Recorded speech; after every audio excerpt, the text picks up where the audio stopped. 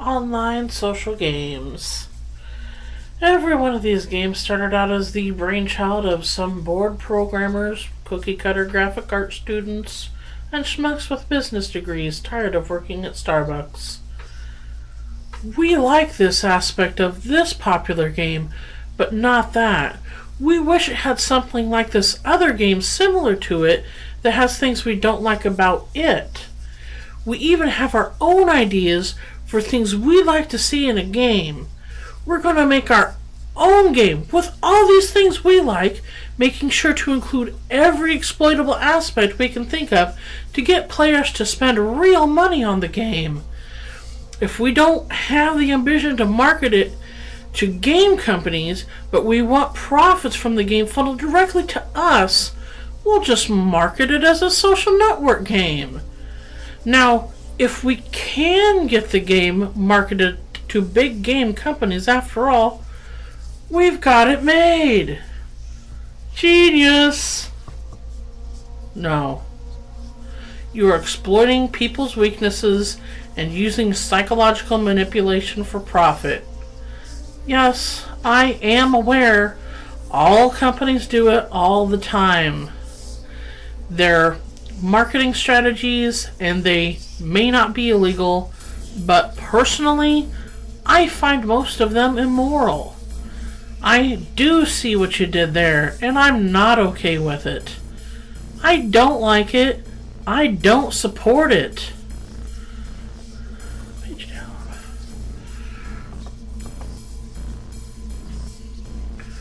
But I do understand why it's done and why it continues to be done with minimal checks and balances.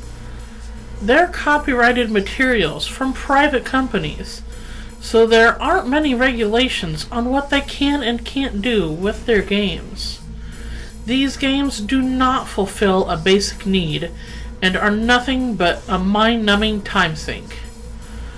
You just incessantly click to perform tasks, collect rewards, and amass a variety of pixelated things.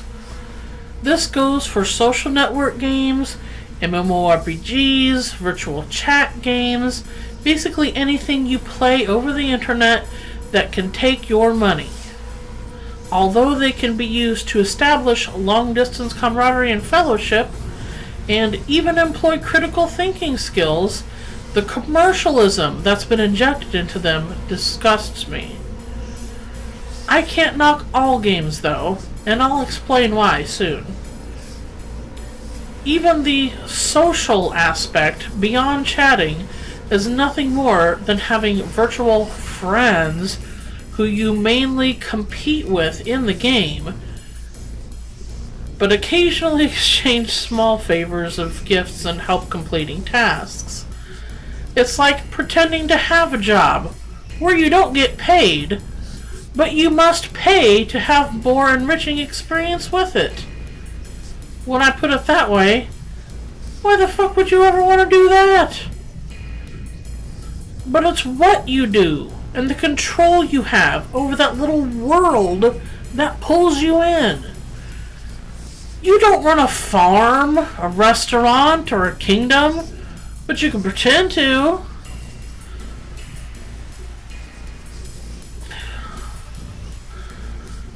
You can't capture and train monsters, join the mob, or fly a spaceship, but you can pretend to. These games specialize at glorifying mundane chores, simplifying fantasy experiences, and making them available for you to see what it's like in a virtual setting. Never mind that virtual setting is nothing like what it would actually be to do those things. You're just pointing and clicking to the tune of stimulating sounds and flicker of attractively arranged pixels. But it's fun to pretend. I get that. I love to pretend, and I've enjoyed many social games in the past. They just get so demanding of your time and attention, and for what? When you get to level 30, when you get 1,000,000 game coins, when you unlock all the achievements, what do you actually get? I know, I just described about every video game, but why am I only picking on social games?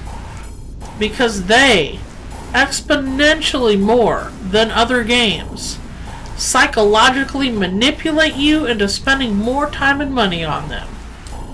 In any game, there really is no physical reward aside from the chemical rush that sights and sounds of the game give you when you gain something. Though some people have the type of personality that gets carried away with things, most video games are pretty easy to enjoy in moderation. You advance levels, which get more intense, maybe participate in a plot, have a climactic scene where you win, and the game ends. The better ones also have more complex intricacies, multiple character choices, divergent plot lines and endings, and sequels to get you to replay and keep buying into the series.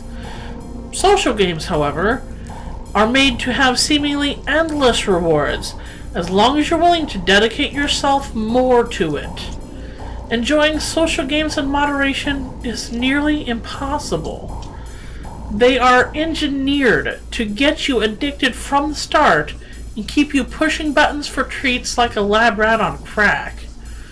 If you realize you have this problem, or any addiction for that matter, admitting it is the first step. The next step isn't getting help.